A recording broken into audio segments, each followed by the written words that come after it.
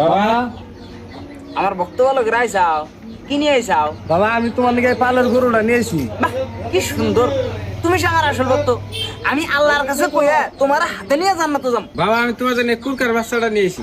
বাহ এত ছোট গে, বাবার উপরে বিশ্বাস কম আছে নি? না বাবা তাইলে দেহ যে আমার ওই ভক্ত কত বড় গরু নিয়ে আইছে। দেখ দেখ আমার প্রিয় ভক্ত, তুমি কি নিয়ে আইছাও? বাবা আমি তো কিছুই এনে নাই। হ্যাঁ কিছু জানো নাই?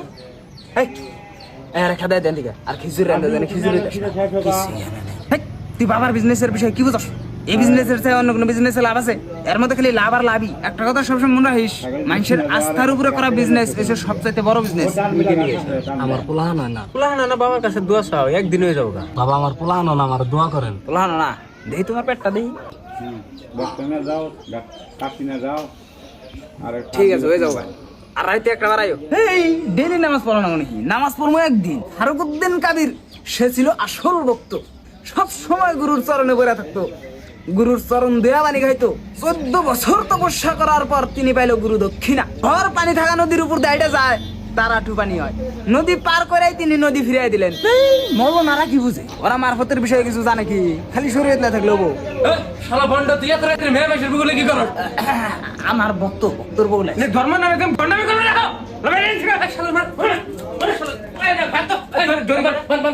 ধরি ধরি শালা পীর হইছে না, শালা বন্ড পীর হইছে শালা।